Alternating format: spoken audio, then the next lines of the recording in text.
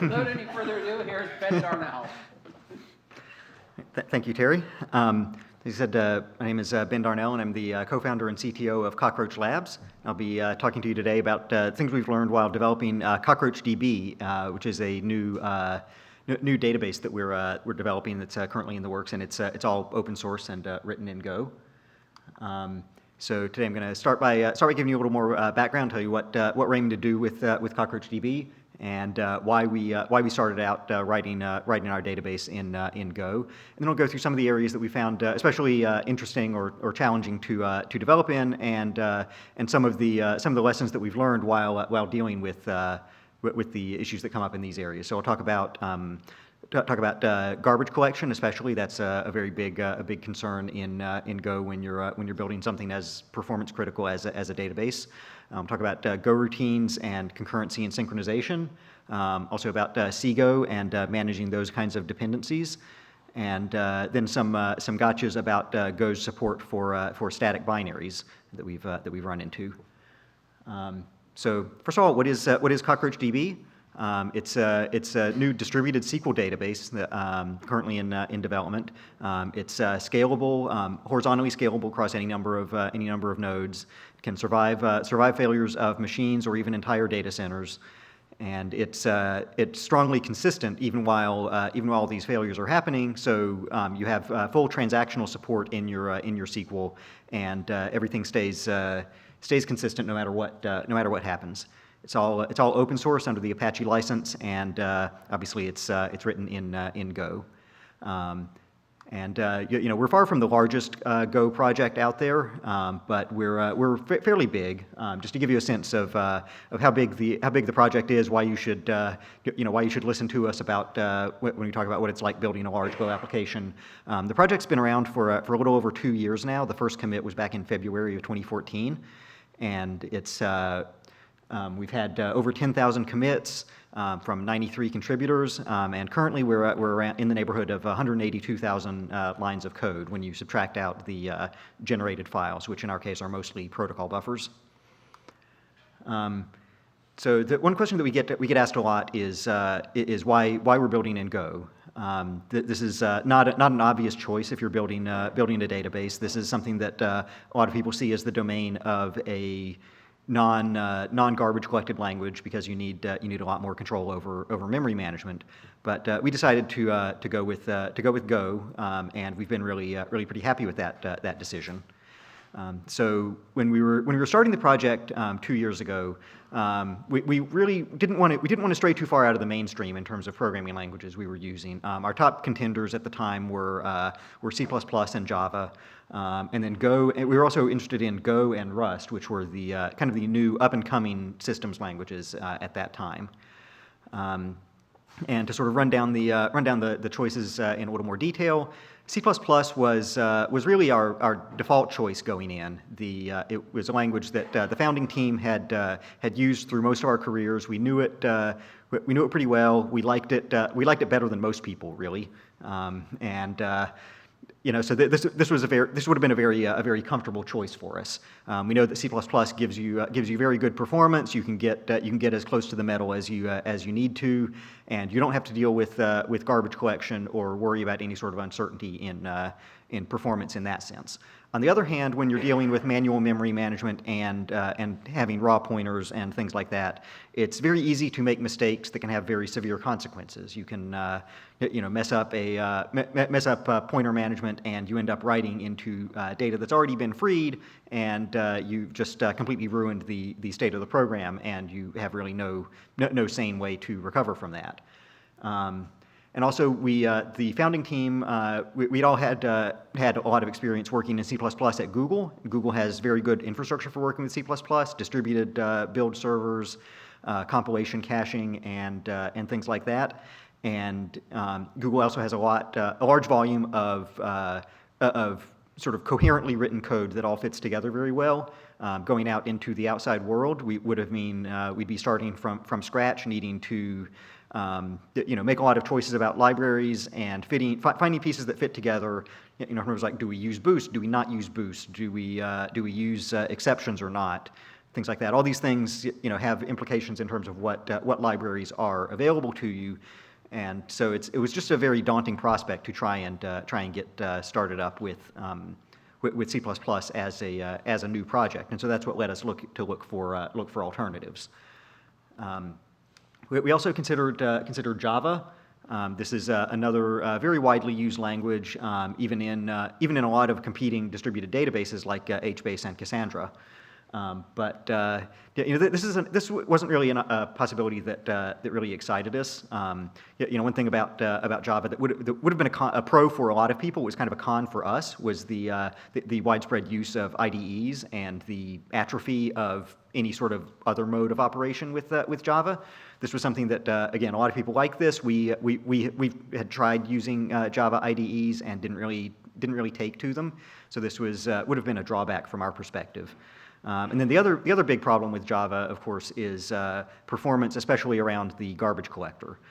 We knew from experience that Java garbage collection led to large and unpredictable pauses in your application, and you were constantly struggling to keep your garbage collection pause times down and not interfering with the application. We'd actually had some firsthand experience on a previous project where we rewrote a service that was originally in Java. We moved it to Go and saw really huge improvements in performance, and the garbage collection went from being a major concern to being a non-issue in the Go version of that service. And that's what gave us some hope that that Go would be a viable option here, even though it's also a garbage collected language. Go, a couple years ago, it was a little bit of a younger language than it is now. I believe this was in the time frame of Go 1.4.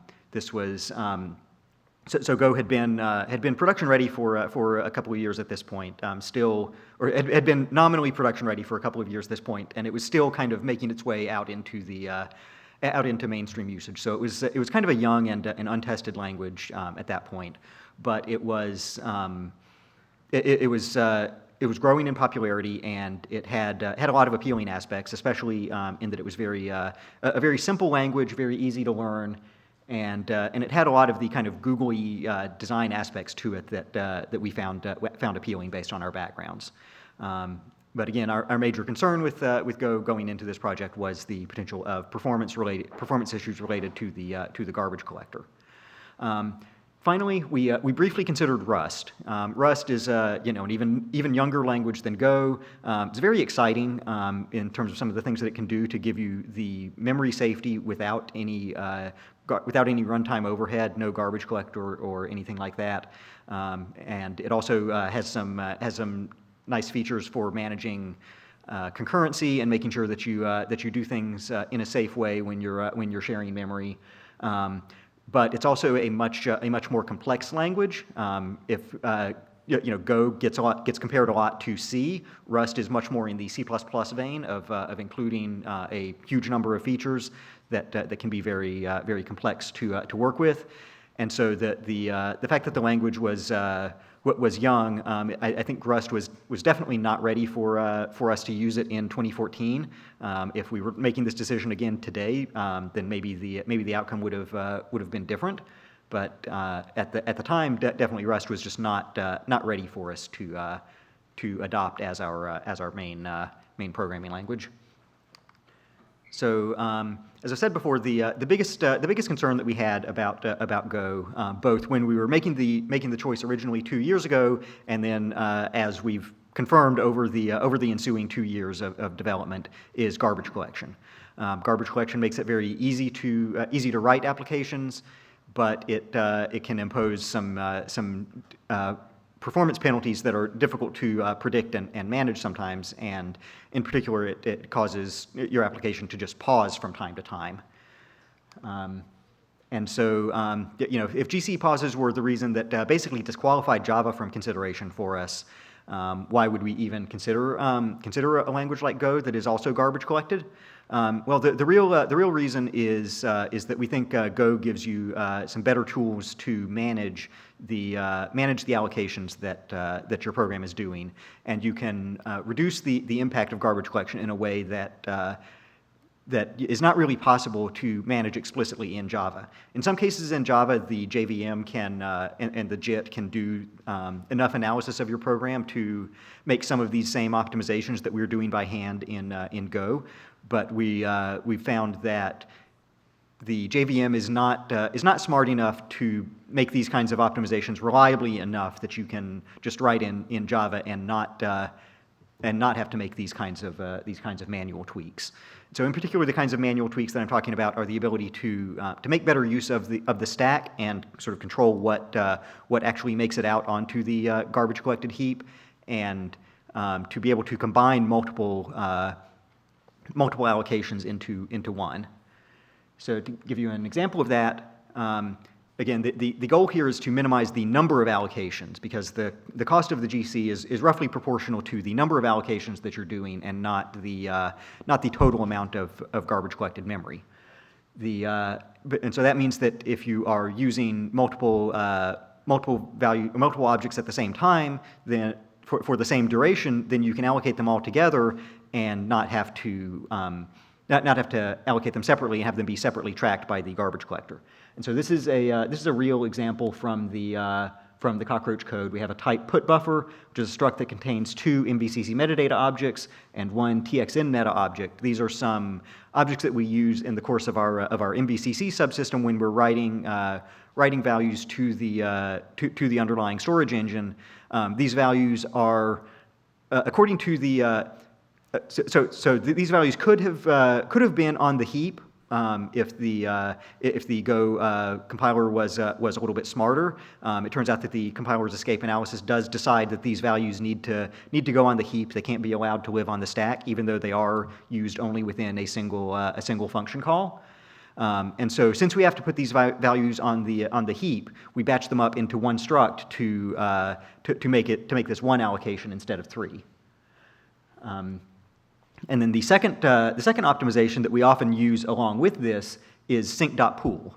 Sync.pool is a class or a type rather in the Go standard library, which looks kind of weird and magical. It has a get and a put method, and you can put objects into the sync.pool and get them back out.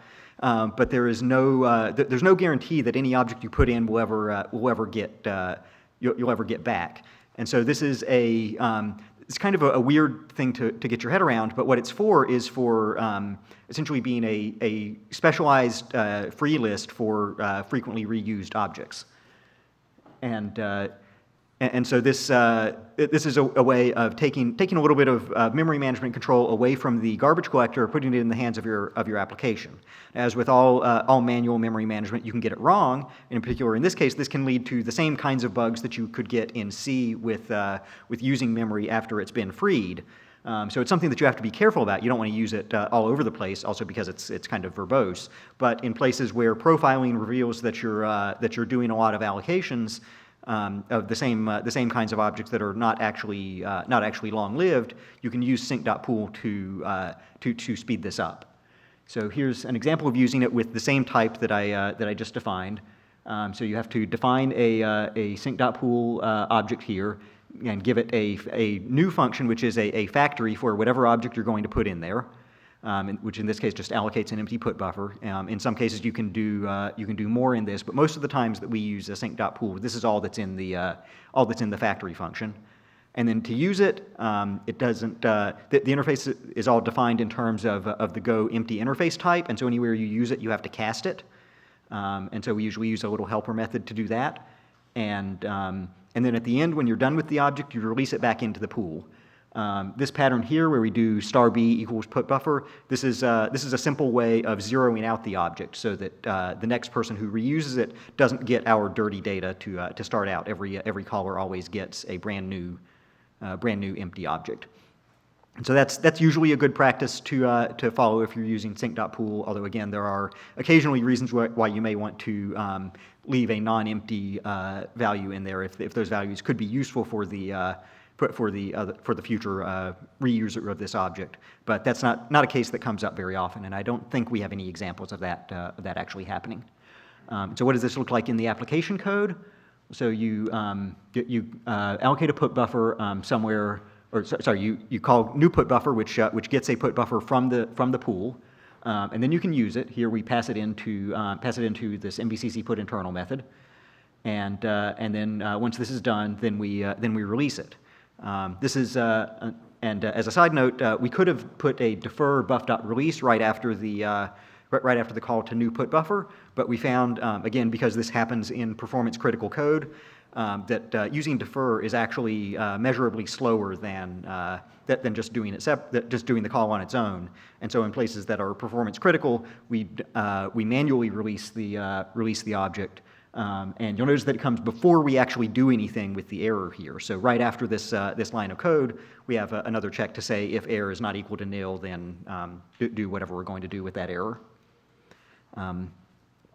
And so by combining these two techniques of allocating structures and using sync.pool, we've managed to get a large part of the critical path of the database to not do any garbage collected allocations. Everything is managed through either stack variables or pooled objects. And so you can see in Go's built-in benchmarking tools, one of the stats that is reported is how many allocations are done per iteration, and so in our benchmarks of the low-level storage code, we can actually see that there are no new allocations happening per iteration. Everything gets allocated up front and cached. Another issue related to garbage collection performance is the use of values versus pointers. This is probably the issue where CockroachDB's style differs the most from the style of the Go community at large. We prefer to use value types by default and only use pointers when there's an explicit need for the object to be mutated. We found that people coming from other languages tend to use, as we all did coming to Go. This is not the not the first programming language for any of us. It's something that, depending on your background in terms of programming languages, you may tend to lean on pointers over values, but sometimes for different reasons. People coming from C++ may prefer pointers over values because they're wary of the cost of a copy constructor that you may have in C++ if you pass an STL object by value. On the other hand, someone coming from Java or Python or other more dynamic language background might prefer to use pointers because they're coming from a language where everything is a pointer and they're just used to thinking in that way. But in Go, you have the choice to use pointers or values, and this can be this can be a way to actually convey useful information about the program. Because in CockroachDB, whenever you see something passed as a pointer rather than a value, this immediately tells you that, okay, this object is mutable and is going to be, and either this method is going to change the object or it's going to be changed by something else, and the value needs to be seen by this method. And there is a little bit of a cost in passing values around. There's a copy. It's not just copying 8 bytes for a pointer, but maybe you're copying 32 bytes or more, depending on what exactly is in the structure. But that's a pretty small price to pay. That's not been a noticeable impact on any sort of performance that we can see. We've never had a case where we change from passing a value to a pointer for performance reasons. That's just never something that's even come up in our benchmarking.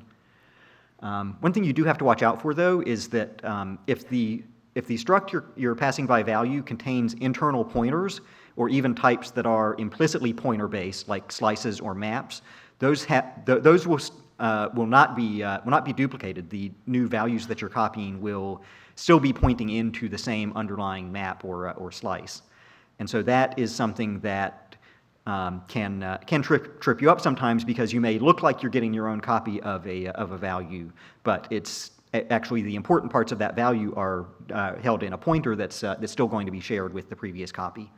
And so this is something that you just have to learn to look for and be mindful of. And I think that this is something that we've grown a lot more careful about as the project has gone on, because we've been more careful about watching our allocations and performance, and also in as we've run into bugs related to mutable data being used when it really shouldn't have been. This was we fixed these bugs and then had to kind of change our style to make sure that bugs like that didn't happen again. So that's some of the stuff that we've done to manage the cost of garbage collection and to improve performance of the application in terms of its allocations. Up next, I'm going to talk about Go routines, which are another big headlining feature of Go. They're pretty nice. They're not quite as game changing as a lot of Go advocates would have you believe. They're just cheap threads. And so you have to think about them just like you would regular threads. One thing that is an easy trap to fall into with Go routines is because they are so easy they're easy to start and they're not very easy to monitor because the Go statement doesn't. You start them with the Go statement, which doesn't return anything. There's no way to get a handle to a running Go routine and keep track of whether it's started or not. And so we had a concern early on that, well, what if we were leaking Go routines? What if we had started up Go routines that were starting and never finishing because they were blocked reading from a channel that the other end had gone away or something like that? And so we wanted to be able to make sure that we weren't leaking any Go routines. And so we borrowed a file from the standard library. You found this in the net HTTP package called leak test. And this is something that you can use in your unit tests, which it's basically a little hook that runs at the beginning and end of each test function to collect the list of all running Go routines, and it basically compares the Go routines that are running before and after, and fails the test if there are any new Go routines running beforehand, or running after the test that weren't running beforehand. And this is something, as I said, it's not an original idea, but for us, it came from the standard library, and then someone else, we copied it into our own code base. Someone else took it from the CockroachDB code base and actually pulled it out into a separate and reusable library, so you can get this on its own now. And it's if you're doing anything complicated with Go routines, I would encourage you to take a look at that and see if it would be useful in your own tests. Just to give you an example of what it looks like, this is a test that will currently fail because it starts up a Go routine that just sleeps forever and never finishes. And so this is a way of proving to yourself that the leak test works. And all you have to do is at the beginning of each of your test methods, you call this leak test.check method, which takes your testing.t, which is how it's going to report errors, and then it returns a function. And so this syntax here is a little weird looking. This is calling leak test.check. That happens at the beginning of the test, and then leak test.check returns a function, and then that function gets called at the end of the test via the defer statement. So this is a little syntactic gimmick to make it concisely possible to run something at the beginning and end of your test, and we do this we do this in a number of places for test cleanup. It's a nice pattern for things where you want to set some global context and then make sure that you don't miss it later. But it does look very strange the first time you see the syntax. So as I said, Go routines are really just cheap threads, which means you have all the same concerns around concurrency and synchronization and locking. And so one of the things that Go does well is in encouraging you to use channels instead of mutexes. Channels help you minimize reliance on shared state by sending messages back and forth instead of actually writing to the same state on both sides of the channel. But we found that not all usage patterns are very conducive to the use of channels. In particular, channels work really well when you can model your system as a kind of acyclic graph of Go routines that work on a piece of data and then hand it off to something else. If the workflow of your system has cycles in it that you can't really get rid of, if you have two Go routines that need to communicate with each other in both directions, then you can run into a case where you can get deadlocks even with channels. And so we actually ran into a case of this in Cockroach. So this has to do with our implementation of Raft, the distributed consensus protocol that we use to maintain consistency across all the replicas of your data. Originally, we implemented Raft in such a way that we tried to drink the Go Kool-Aid and use only channels. There were no mutexes, no shared data being passed around. It was just immutable objects being passed back and forth across channels, which is great, right? Except we're missing something here, which is that a singleton Go routine that operates on a select loop and reads and writes from different channels, that's a mutually exclusive resource. So that is a kind of mutex. It can only be doing one thing at a time. And just like with mutexes, as soon as you have more than one mutex in your system that may have to be acquired at the same time, you have to consider the order in which you acquired them to avoid deadlocks. And this is something that we found to be much more difficult to manage with channels than with traditional mutexes. So in the original version of this code, all our channels were buffered, which masked the problem, because most of the time the buffers would have room, and you could just send something into the buffer, and it would sit in the buffer while the other Go routine was doing its work. But this was kind of this was a false sense of safety, because it meant that our tests would pass, because the tests never did enough work to fill up the channel buffers. But as soon as we try to run it on a larger scale, the channel buffers would fill up, and suddenly we'd have a deadlock. And we found that there was not really any reasonable upper bound we could put on the size of this channel. We could increase it up to some absurd number, but then that means that the channel would consume this memory whether it needed it or not. For a while, we tried using slices and sending slices over the channel instead of individual objects, and this is a way of effectively making a dynamically sized channel that is bounded only by the size of available memory, and that worked. That solved our deadlock problem. But but at the expense of creating this problem looming in the future, where we were afraid of something going wrong and blowing up memory usage by filling up this unbounded channel. And so eventually we ended up refactoring all of this code to. We moved away from using channels. We went back to using mutexes and callbacks and shared state, because even though dealing with mutexes and controlling lock ordering to avoid deadlocks is a very difficult problem, it's a problem that we at least know how to talk about and know how to approach and solve. And so and then this is kind of turned out to be a contagious decision, because as long as you are careful about ordering, it's reasonable to compose mutexes and to combine mutexes and say, I have to get mutex A before mutex B, and so on.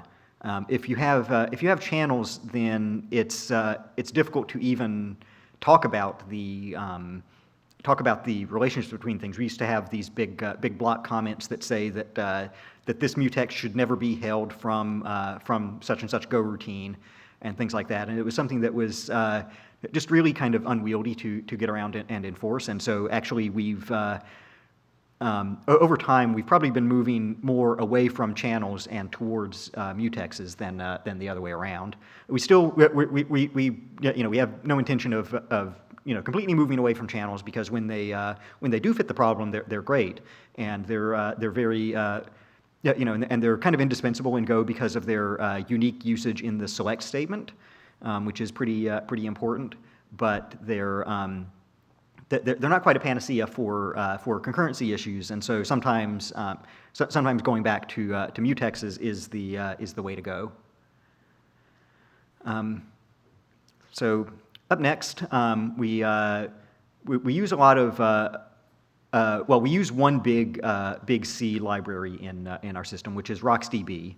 RocksDB is a local key value store. It's a fork of LevelDB created by Facebook. You may have heard about this at Mark Callahan's talk earlier today. This is how all of the lowest level storage in CockroachDB is managed. And the tricky thing about this for us is that RocksDB is of course a C library. It's not something that you are likely to find pre-installed on your system like libc or OpenSSL or anything like that. So you can't rely on someone who wants to build CockroachDB having that pre-installed. So we need to ship the tooling to get this to the user when they want to build Cockroach from source. And so originally, what we had was a makefile that essentially wrapped up our build process. And so this meant that you couldn't use go-get on Cockroach. You would have to clone the repo and then cd into it and run make. You'd have to learn our build process instead of working with it the way you would any other Go tool.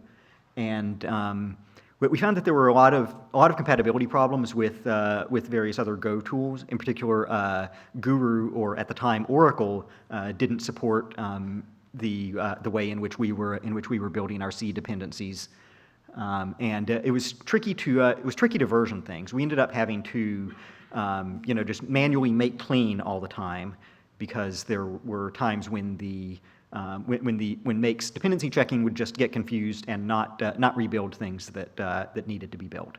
And so we hit upon what we think we may have been the first or among the first to do something like this. At least I'm not sure if there was anyone else doing this first, but we came up with an idea to build that would let us build everything, including our non-Go dependencies in Go, just using CGO directly. So what we do is we make these little wrapper packages for all of our C dependencies, and so we have a repo that is CockroachDB/C RocksDB, and in this, if you look in this directory, then it has a bunch of .cc files. And these are all of the source files of RocksDB, flattened out into a single directory because RocksDB or CGO doesn't understand how to look into subdirectories. And then there's one CGO control file. This is a Go source file that doesn't actually contain any Go code. It just has CGO directives, which are roughly equivalent to the output of /configure. So to give you an example of one of those, this is for Snappy, which is a compression library that we use. I'm showing this one instead of RocksDB because this one will actually fit on the screen, kind of. But this is what you need to know if you're going to compile Snappy. So if you ran /configure on Snappy's build scripts, then it would give you things like this. So it would detect that our C compiler supports C++11, and so it would set the flag to, it would tell the compiler that this code is using C++11, and it would set up some other defines and include paths and things like that. And so this is. And so in this Go file, the only thing, the only actual line of code besides the package declaration is the import C, and then we don't actually use this anywhere. And then when you do this, CGO, when you build this package, will just compile every .cc or .c or .m or whatever whatever Fortran uses.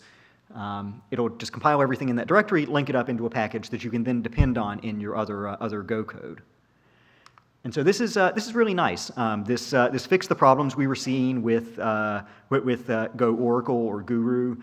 It means that it's now actually possible to build and install CockroachDB with go-get. Although I still wouldn't really recommend that because you don't get the benefits of our dependency pinning, and so it would just build the master versions of everything. So I would still recommend, if you want to build Cockroach, the recommended way is still to check out the source and run make, because that'll use the right pinned dependency versions. But if you want to build it with GoGit, you certainly can. And then once you have gotten the right versions of everything, then you can just continue to use GoBuild and all of the standard build tools from there. The one drawback to this approach is that it bakes in some assumptions about the compiler and environment that you're using. And so the builds produced in this way are potentially a little, or the wrapper packages are a little less portable than the underlying C packages would be. For example, you don't see it in the Snappy example, but in RocksDB we have a few command line flags that a few compiler directives that differ between GCC and Clang, and we actually right now we manage that by having there's no build tag that you can use from Go that allows you to distinguish what compiler CGO is going to use. And so instead, we kind of fake it by looking at the platform tag. We say if it's on Linux, it must be GCC. If it's on Darwin, it must be Clang. And then we have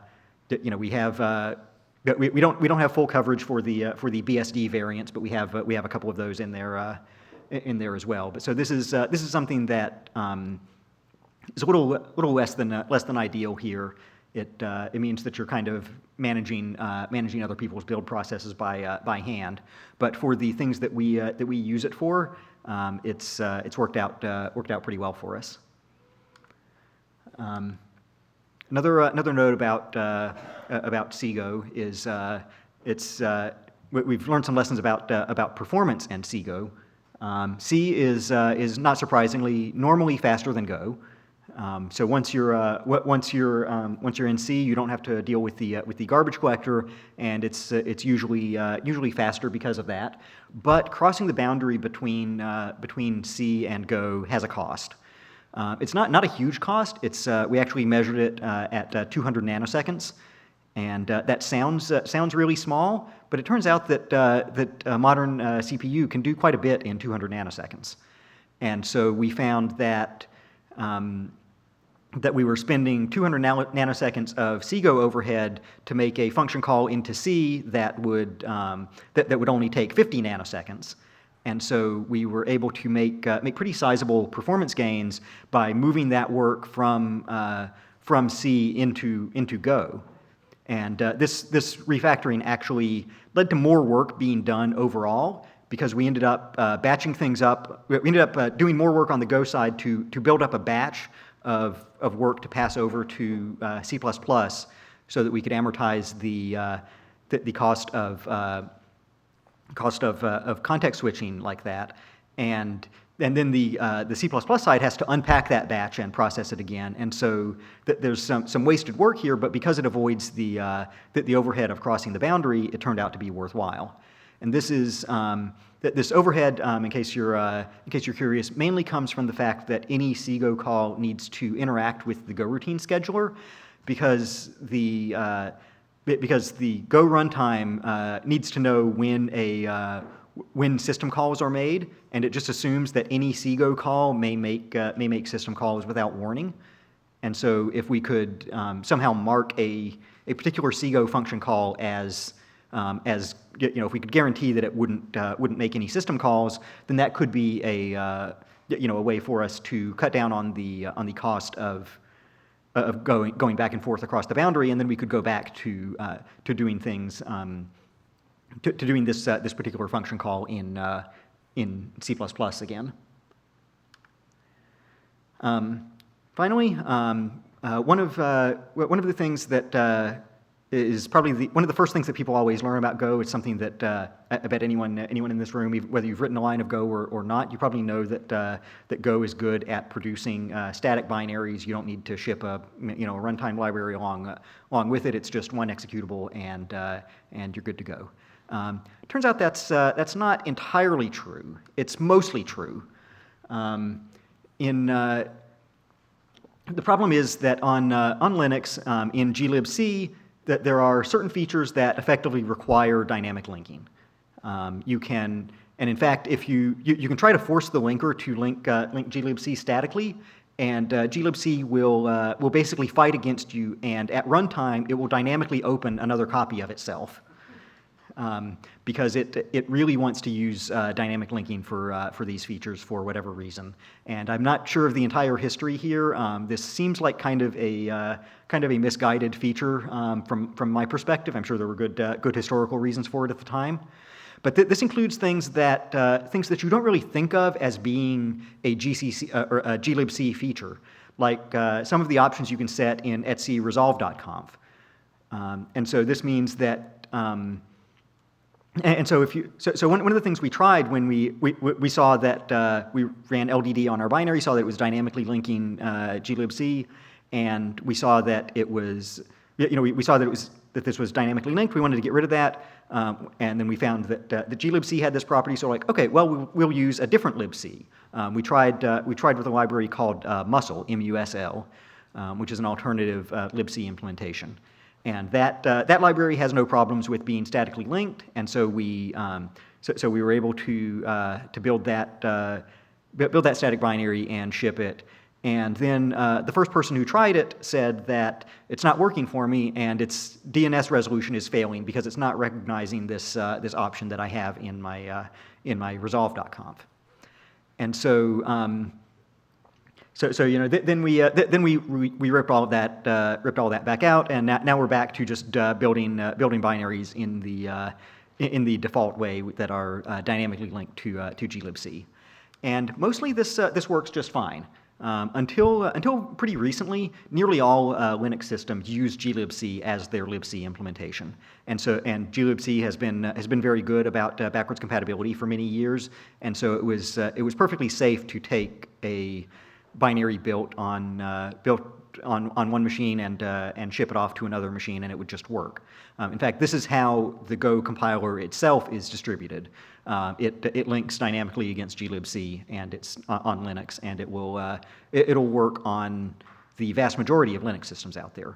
The one catch to that is that recently with the rise of Docker, people are looking into kind of micro distributions of Linux that don't have all of the complexity of the more traditional distributions, and so they want just the minimal runtime.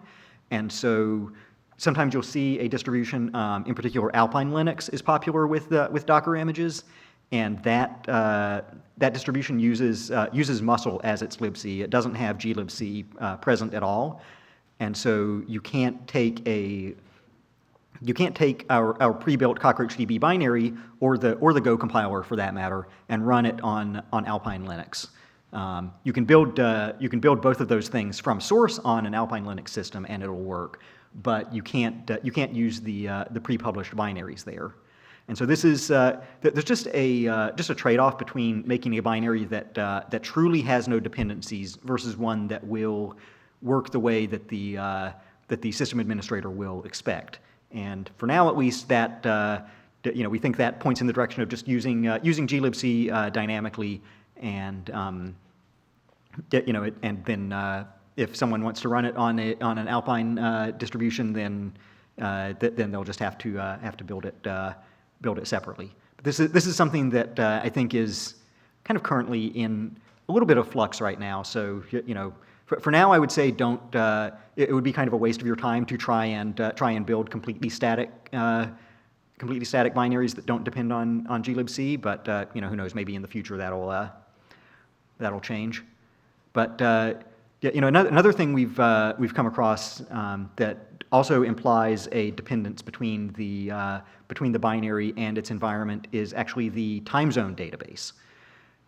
This is something that you don't really think about. I kind of suspect this is a problem in a lot of applications run in Docker containers, but you may not realize this, but there's a database of time zone information around the world that includes things like when daylight savings time changes happen in every country and every time zone around the world, and you may not expect this data to change very often, but it turns out it does. There are 8 to 10 updates a year of this time zone database.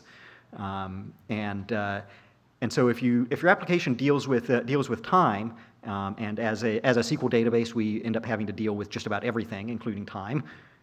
We have functions for converting between time zones, and so we rely on having an up-to-date zone info file around. And so this is another thing that you have to think about if you're going to run in one of these super minimal Docker environments, because a lot of times the zone info database isn't present or isn't kept up to date. But that's something that may need to be mapped into your Docker container from the host system, or through some other means updated.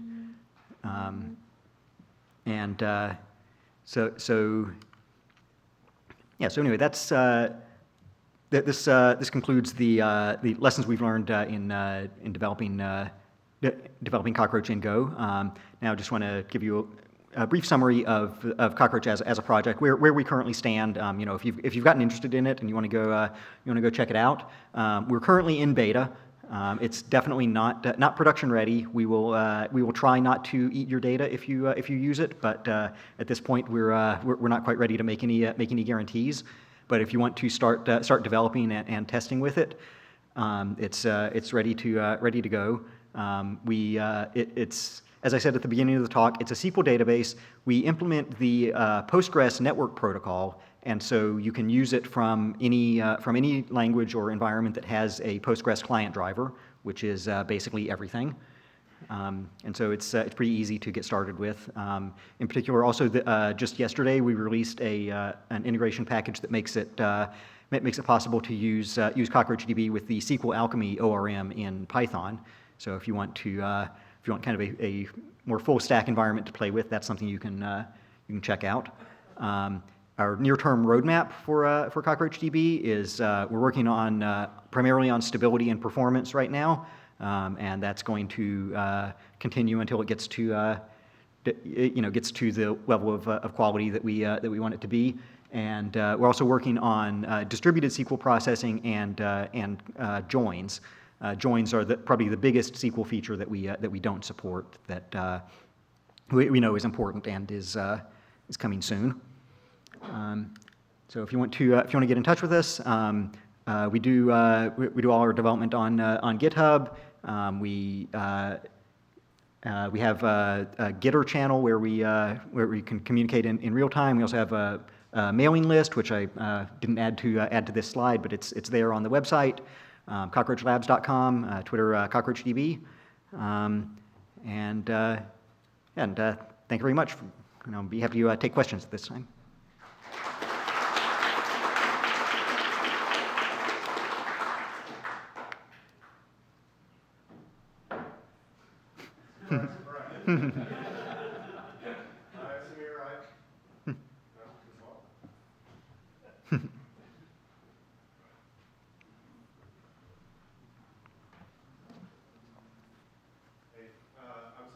Go programming language team at Google. Oh, now it's on.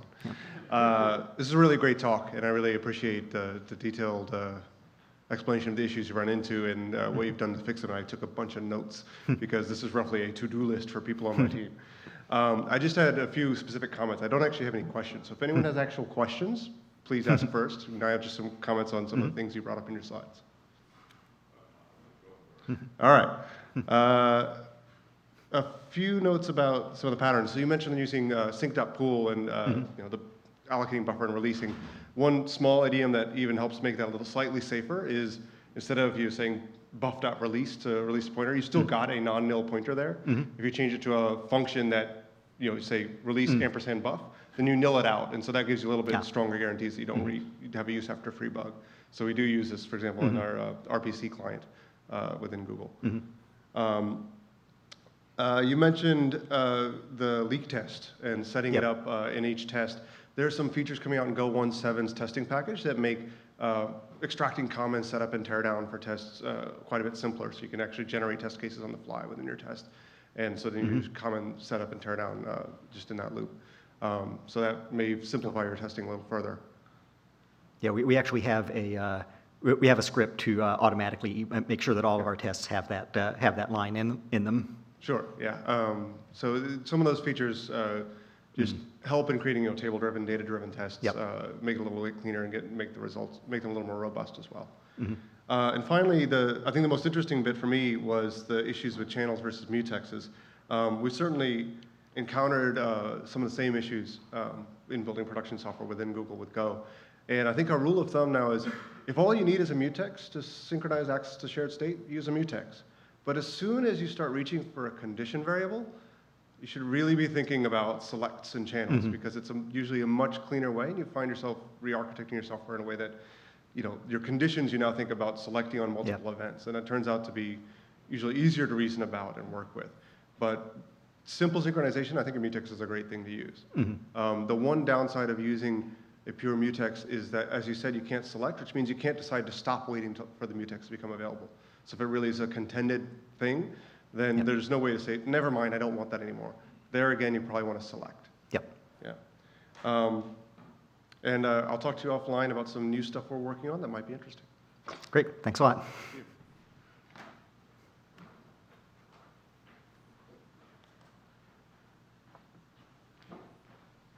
Hi, my name is Daniel.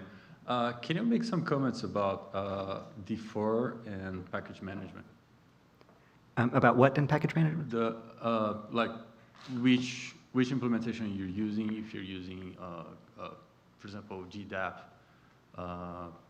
how do you keep control about, for example, the versions that you depend on? Yes. So for dependency management, we use a tool called Glock or GLOC, and it's a very simple simple system. It just does the git checkout in all of your dependencies to get a pinned version. It's a little behind the times now because it doesn't support the new vendoring mode that went in with Go 1.5, and so it assumes that it can basically take over your entire Go path and change versions of anything you have checked out that CockroachDB depends on. And so it's not ideal. We're looking to move away from that and move to a tool that has been updated to support the vendor directory. But we haven't settled on one yet because Glock has a feature that we really like that we haven't seen in anything else, which is the ability to depend on a command line tool and have that be automatically installed into your Go bin directory. And this is actually what we use for all of our linters and tools like that we use in our build process. And we haven't seen a comparable feature in any of the other dependency management tools, and so that's why we haven't switched to something more modern yet. I see. Have you faced any pitfall with using D4, for example, in the code? Like with your tasks, for example, you defer checking like the Go routines, for example, or the channels. Have you faced any problem with that? I'm not sure what sort of problems. Like you defer closing, for example, a channel, or you closing some HTTP connection, and you're not checking if that is closed because you just trust that that's going to be closed at a certain point. Yeah, we haven't run into any problems with defer. We do.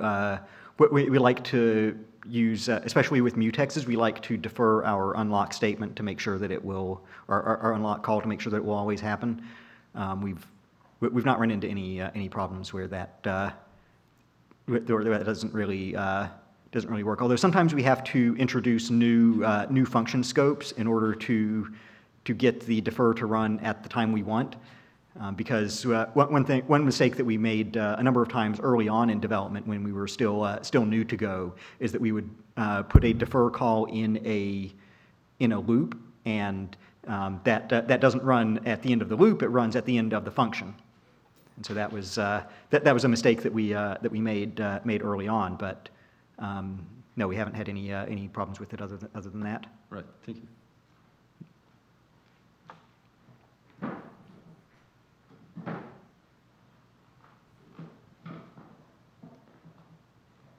So just a quick question. If you were to rewrite CockroachDB today, would you do it in Go?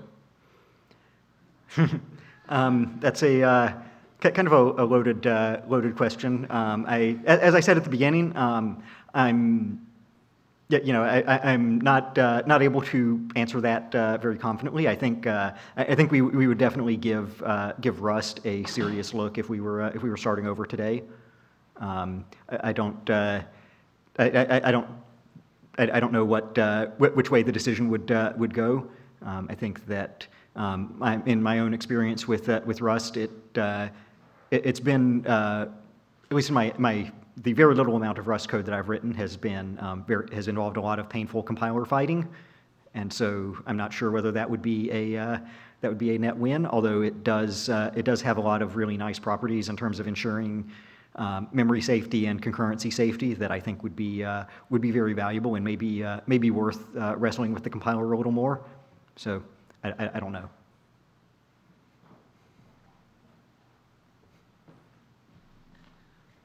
I just wanted to ask, so you said you've got scalability as one of your things. What kind of testing have you done with Go, and how have you seen how what testing you've done for scaling and how Go has handled that? So. Yeah. So in terms of scaling, I mean, we start up multiple nodes on either in process. I mean, we have multiple levels of testing. So we have our unit tests that start up a number of nodes just in process. Right? I guess they're more integration tests than unit tests. But anyway, we have our in process tests that just start up multiple things, and then we have another level of testing that uses Docker to start up a bunch of nodes in separate processes with a little more isolation locally, and then larger tests on AWS and Google Cloud Services. And yeah, I mean, I don't really have anything to say that's specifically about Go there. It just it just works. The problems that we're having there are of our own making. They're not. There's nothing that we can really point to about Go in terms of scaling up in that regard. Hi, I noticed that in the talk you'd mentioned how long it took to cross the boundary between C and Go, and that you sort of made a decision to move more code into the Go side in order to make up for that. The other gentleman's question actually mentioned the defer, and you said that there was a measurable difference, and I was wondering what order that difference was on, and sort of why, how it made sense for you to sort of go outside that idiom. That's a good question. I don't have the statistics in front of me. It was the cost of a defer is definitely smaller than the cost of a CGO call. I don't remember what the detail is. I know that if you're calling defer in a loop, then that potentially involves an allocation, and so that has allocator and garbage collection costs. Defer in a single defer in a function call, I don't know of any good reason why that would need to have any significant cost. I think the presence of a defer turns off certain compiler optimizations because it needs to be able to change the branching pattern to make sure that you always get back to the deferred statement as you unwind the stack.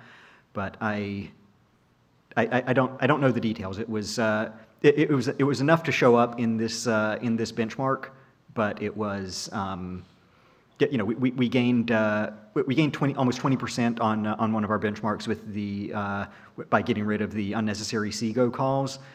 This would have been like a 1% improvement, but we did it because it was just a one-line change. Generally, the rule of thumb is I wouldn't worry about defer unless it shows up on your profile, and then it's pretty easy to then just put it wherever it needs to be called.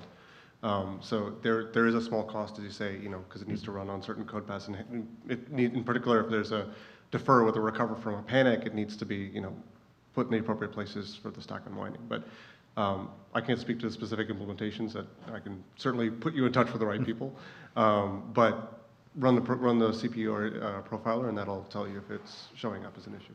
Yeah. We have a handful of places in the code where we do we do specifically avoid the use of defer. We saw one of them there. There's only 3 or 4 more of those in the code base. Everywhere else we do use defer, and but we don't ever see any, it's just not measurable at any higher level code.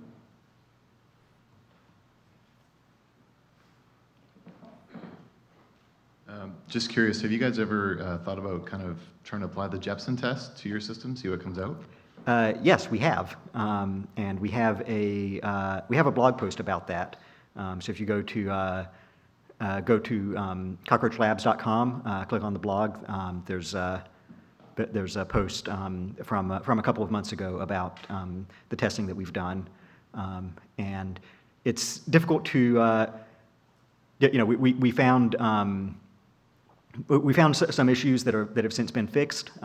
This is not, this doesn't mean that everything passes or that everything's good, because of course you can't, you can't really prove the absence of bugs with a test like this. But the results of our Jepsen testing so far have been encouraging. Thank you.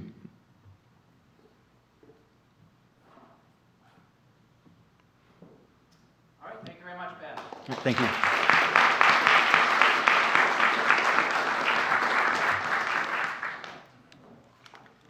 So we have reached the end of the conference. I would like very much to thank you all for coming out and supporting us in this endeavor.